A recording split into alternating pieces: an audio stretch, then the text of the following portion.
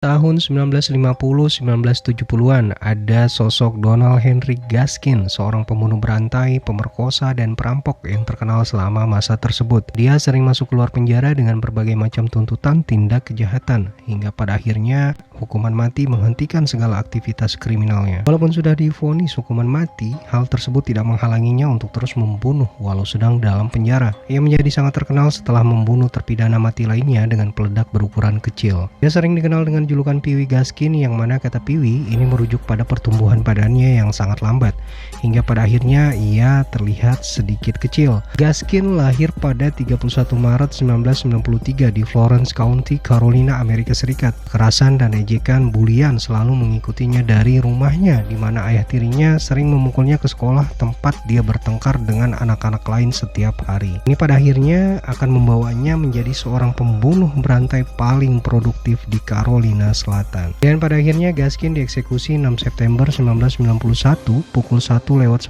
pagi di kursi listrik.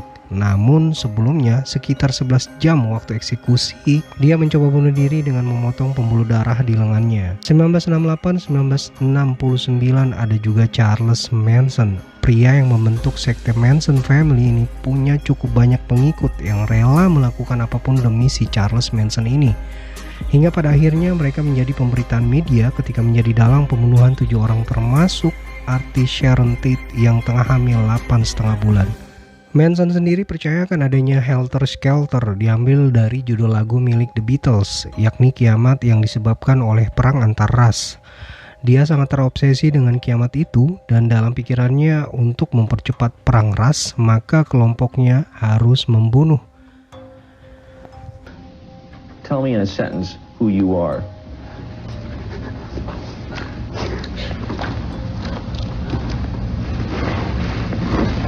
Nobody. I'm nobody. Di tahun 2012 ada James Holmes yang dinyatakan bersalah setelah membunuh 12 orang dan melukai 70 orang dalam penembakan di Colorado, Amerika Serikat pada 20 Juli 2012 silam. Insiden itu terjadi di sebuah bioskop di Aurora, Colorado, di mana pemutaran film Batman 2012 The Dark Knight Rises sedang diputar. Tak lama setelah kejadian itu, polisi menangkap Holmes yang berusia 24 tahun yang saat itu menggunakan masker gas dan pelindung tubuh. Dia juga mewarnai rambutnya menjadi merah menyerupai Joker, penjahat Batman yang terkenal.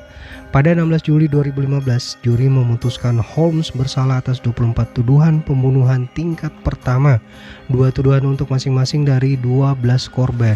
Dia juga dinyatakan bersalah atas 140 tuduhan percobaan pembunuhan untuk 70 orang yang terluka, dan bersalah atas 1 tuduhan kepemilikan atau kontrol alat peledak atau pembakar. Somebody who has your name? If you could just tell us what your name is? It's James. James, okay. Holmes. James what? Holmes. 2021, Kyota Hattori, pria 24 tahun yang melakukan percobaan pembunuhan di dalam kereta. Dia mengaku sengaja ingin membunuh orang agar dia bisa dihukum mati. Peristiwa percobaan pembunuhan ini terjadi di kereta api Keio Line dekat stasiun Kokuryo Kofu, Tokyo, Jepang. Kyota Hattori, sang pelaku sendiri, melukai 16 orang dan salah satu korbannya mengalami luka paling berat. Tersangka membakar tempat duduk kereta api dengan cairan hidroklorik acid sehingga mengakibatkan asap membumbung tinggi di dalam gerbong kelima kereta api itu.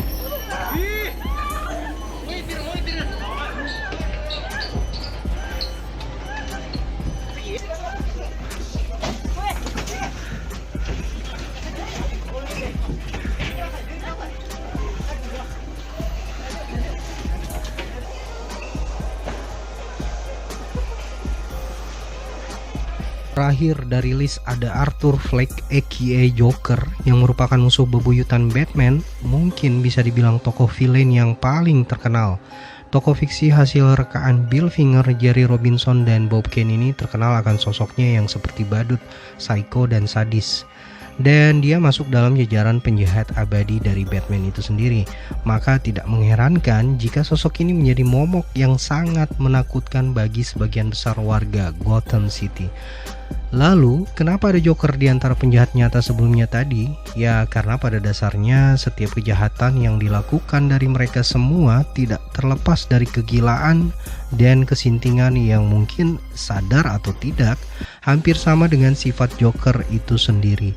Dan di dokuvlog ini saya hanya akan fokus kepada sosok Joker dan membahas lapis demi lapis setiap kegilaan yang ada pada dirinya, yang mungkin kita sendiri punya kegilaan itu.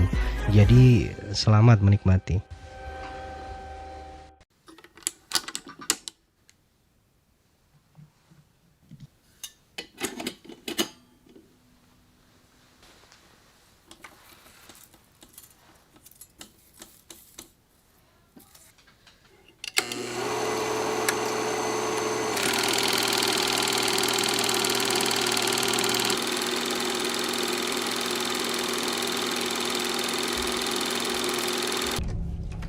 Good night.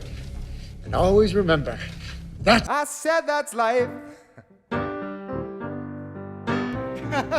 That's what all the people say. You're riding high in April, shot down in May. But I know I'm gonna change that tune Knock, knock. when I'm on top in June. I said that's life, and as funny as it may seem, some people get their kicks just stomping on a dream. But I won't let that get me down.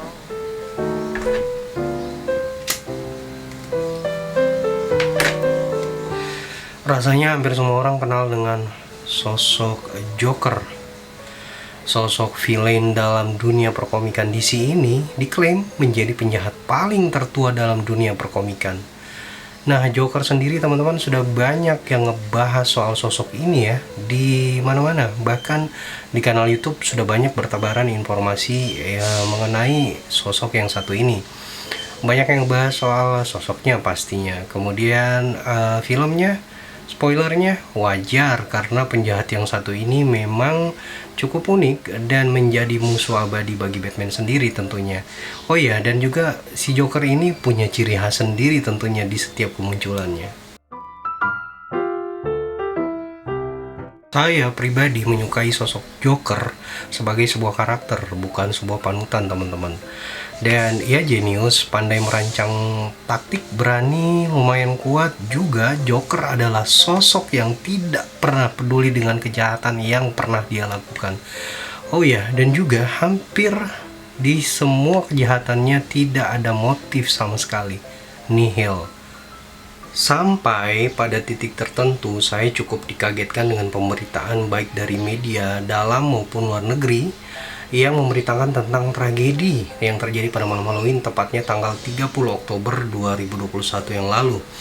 Nah, tepatnya di dalam gerbong kereta api yang berjalan dekat stasiun kereta Kokuryo, Tokyo, Jepang, yang diserang oleh seorang pemuda tanggung berusia 24 tahun bernama Kyota Hattori. Si Hattori ini melakukan tindakan brutal dengan menusuk belasan orang di dalam gerbong kereta api tersebut dan kemudian menyiram gerbong tersebut dengan cairan asam klorida dan membakarnya sehingga mengakibatkan belasan orang terluka dan beberapa lainnya kritis. Mirisnya lagi, tindakan si Hattori ini didasari atas rasa depresinya setelah kehilangan pekerjaan, juga kehidupan sosialnya yang berantakan di masyarakat. Setelah ditangkap dan ditelisik latar belakangnya, ternyata si Hattori ini ingin sekali membunuh banyak orang, ditangkap dan dihukum mati. Uniknya lagi dalam melakukan kejahatannya, si Hattori ini berdandan ala Joker. Dan memang pada kenyataannya si Hattori ini ternyata amat menyembah sosok Joker ini. Apa yang dilakukan si Hattori ini akhirnya merubah sedikit mindset saya terhadap negara maju seperti Jepang, yang pada kenyataannya memang dikenal sebagai negara yang minim atas tindak kejahatan di jalanannya, berbeda dengan kota-kota besar lainnya di dunia seperti New York sebagai contoh. Apa yang dilakukan si Hattori ini mengingatkan saya juga atas penembakan brutal yang terjadi di Colorado, Amerika Serikat di tahun 2012 silam. di mana terjadi penembakan brutal yang dilakukan oleh James Holmes di saat pemutaran perdana film Batman The Dark Knight Rises yang juga banyak menelan korban jiwa. Nah, saya nggak akan ngebahas lebih jauh lagi tentang si Hattori, Pee Wee Gaskin, James Holmes, atau Charles Manson. Tapi lebih ke pertanyaan berikut ini. Kok bisa mereka melakukan itu semua? Dan apa yang melatar belakangi tindakan mereka sehingga mereka tega melakukan itu semua? Juga, apa hubungannya Joker dengan semua tindak kejahatan mereka? Di Dokuvlog edisi kali ini saya hanya ingin mengajak kalian berkenalan sebentar dengan sosok Joker ini. Ya, walaupun sudah terlambat 1 tahun yang lalu dan pembahasan ini mungkin sudah basi untuk kalian yang sudah membacanya, menontonnya, tapi nggak ada salahnya juga kita beromantika sejenak dengan sosok ini.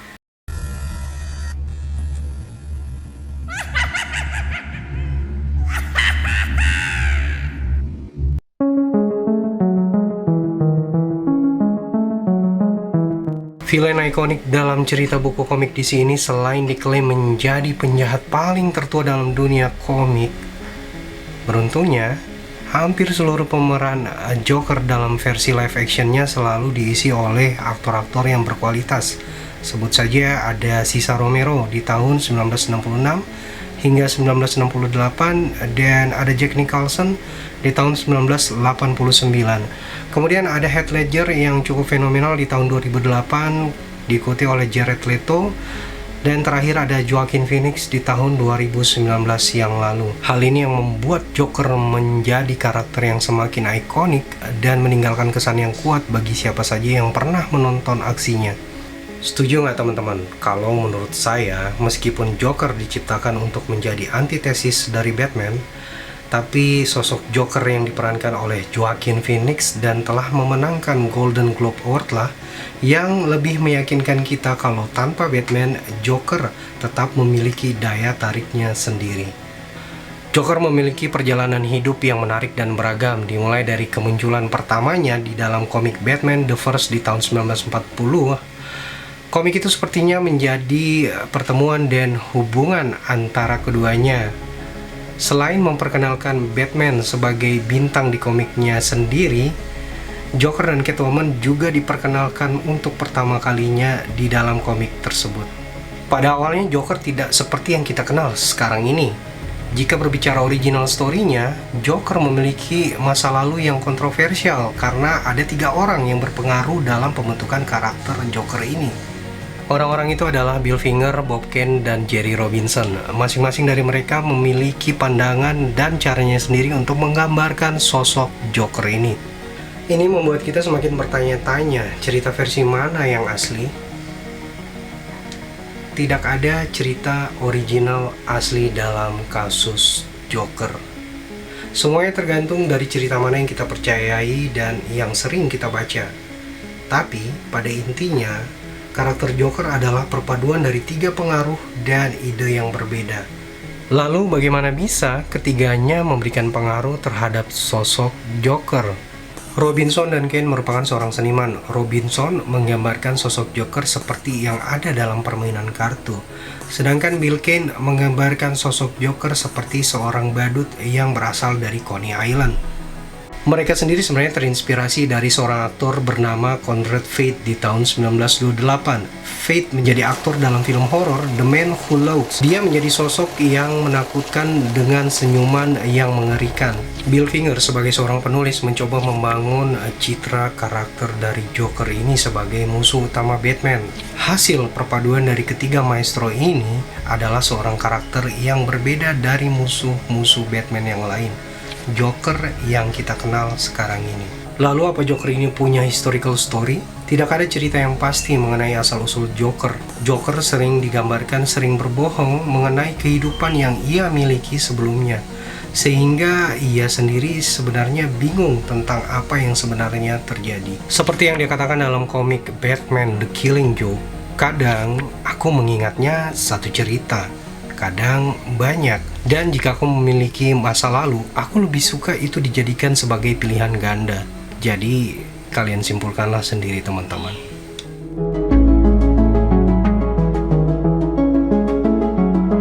Timbul pertanyaan dalam benak saya, kenapa sosok Joker ini sangat memukau? Ada sebuah kutipan menarik dalam sebuah esai Why Vampires Never Die. Esai ini ditulis oleh Guillermo del Toro bersama dengan Chuck Hogan dan tayang di New York Times tahun 2009 lalu. Monster sebagaimana malaikat diciptakan demi kebutuhan kita sendiri. Begitu kira-kira bunyi esainya.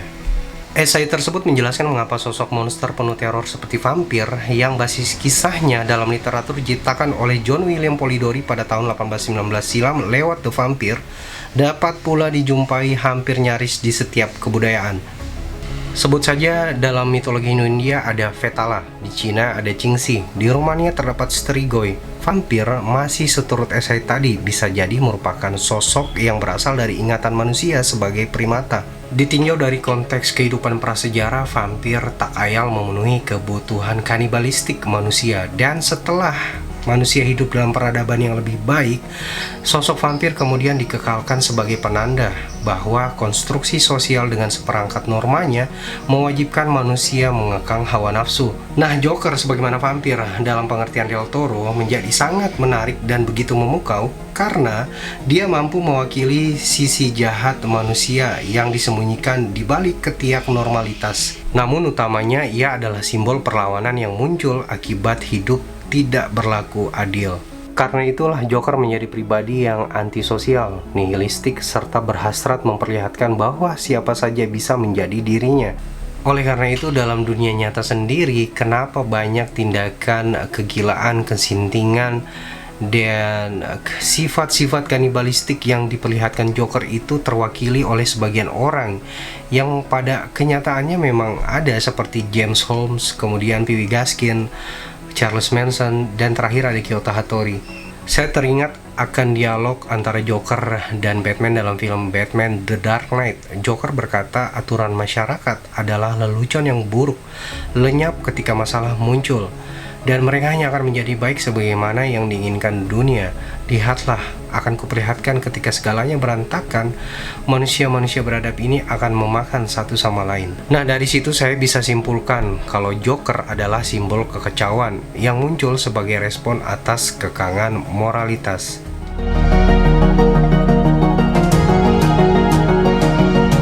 Menurut psikolog, orang gila dan orang normal tidak memiliki perbedaan secara kualitatif. Perbedaannya hanya terdapat pada tingkatan kadarnya saja. Orang normal gila secara normal, sedangkan orang tak normal gila secara tak normal. Jadi, ya dua-duanya sama-sama gila. Yang satu masih memiliki kontrol terhadap kegilaannya, dan yang satu lagi sudah bisa dipastikan tidak memiliki kontrol sama sekali terhadap kegilaannya sendiri. Jadi, pada kenyataannya hampir setiap orang selalu berada pada perbatasannya masing-masing.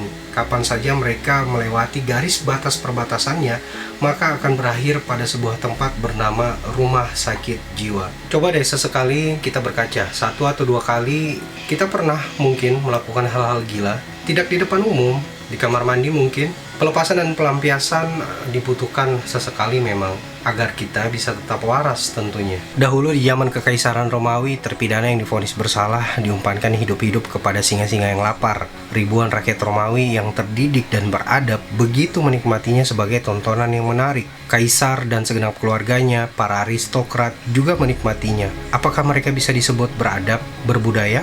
Tentu kita dibuat terheran-heran. Apakah mereka bisa merasakan apa yang dirasakan singa lapar tersebut ketika mengunyah daging manusia? Tetapi kita tidak jauh berbeda dengan rakyat Romawi zaman Ricky Plik itu. Di Tanah Jawa dan beberapa daerah Nusantara lainnya, kita terbiasa menikmati tontonan sabung ayam. Di Spanyol, orang-orang bersorak-sorai melihat duel antara manusia dan banteng. Dan biasanya ini berakhir dengan terbunuhnya banteng-banteng tersebut di tangan matador. Kita tentu saja sering membersihkan rumah dengan mengepel dan menyapunya. Tetapi barangkali jarang sekali terpikir oleh kita untuk membersihkan pikiran kita sendiri. Seperti lantai rumah yang sering berdebu, pikiran kita juga sedikit demi sedikit mengumpulkan sampah. Dan itu kita lakukan secara terus-menerus. Itulah yang saya kira terjadi pada James Holmes, P.W. Gaskin, Charles Manson, Kyoto Hattori, Arthur Fleck, a.k.a. Joker. Hari itu tiba-tiba saja tumpukan sampah di kepala mereka semakin membesar, menguasai dan mendikte mereka, dan mereka mendengarkan. Sebab jika tidak, itu akan sangat mengganggu dan membuat hidup mereka menjadi tidak tenang. Nah, kalian bisa lihat di film Joker tahun 2019 versi Joaquin Phoenix. Di situ ada scene yang memperlihatkan Arthur Fleck menyerah dan termakan oleh kegilaannya sendiri. Ada perubahan drastis yang terjadi pada dirinya. Dia terlihat begitu tenang. Tawanya pun terasa seperti ekspresi kebahagiaan. Tawa yang tidak dibuat-buat. Tawa yang lebih genuine. Itu barangkali karena tidak ada lagi yang dipikirkan olehnya. Baginya dia tidak lagi melawan. Dan baginya dia sudah menang melawan masyarakat yang hanya tertarik untuk mengeksploitasi, mencemooh, membuli, dan memperlakukan Arthur Fleck ini secara tidak adil.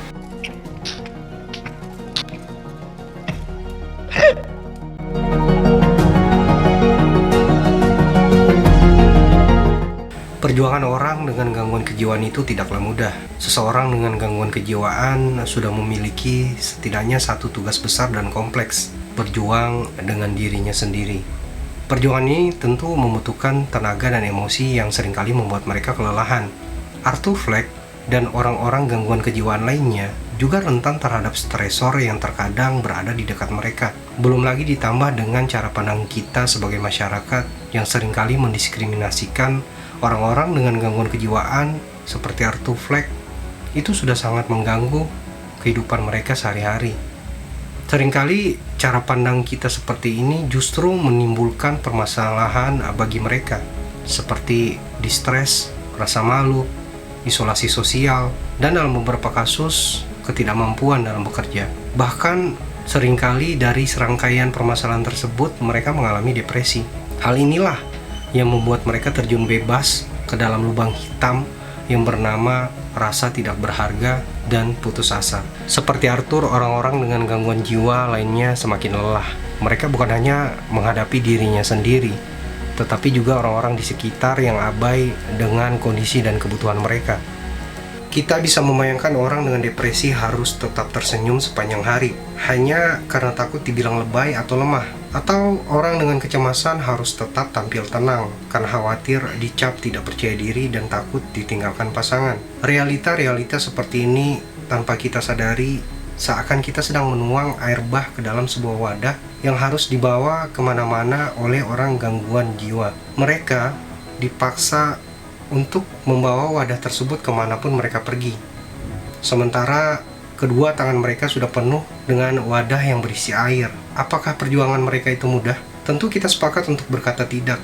Memaksa orang dengan gangguan kejiwaan untuk bersikap normal layaknya orang kebanyakan itu tidak akan membantu mereka untuk merasa lebih baik. Justru penolakan tidak langsung yang kita berikan terhadap mereka ini bisa menjadi beban baru yang terpaksa mereka bawa kemana-mana. Nah, Arthur Fleck adalah salah satu representasi bahwa orang dengan gangguan jiwa atau masalah psikologis bisa terlihat seperti manusia yang baik-baik saja. Mereka bisa bekerja dan beraktivitas seperti orang-orang pada umumnya.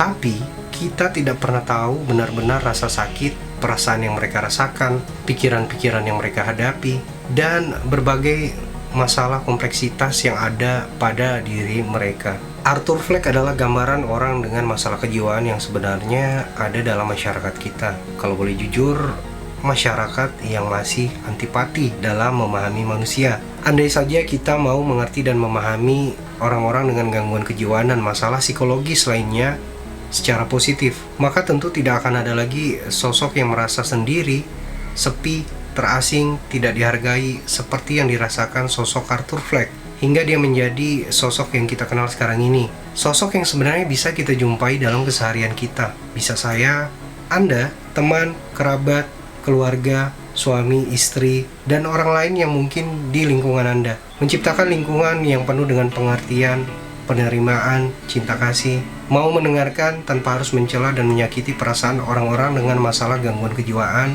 mental illness, dan masalah psikologis lainnya adalah kunci dari semua itu. Semoga semua makhluk berbahagia. Saya Ariel, sampai jumpa di video berikutnya. See ya.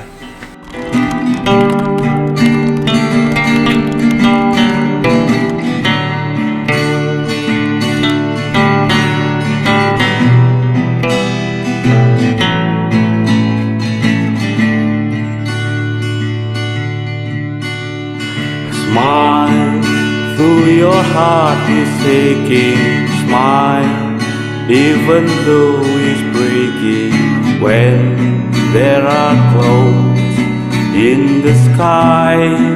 You'll get by if you smile through your fear and sorrow.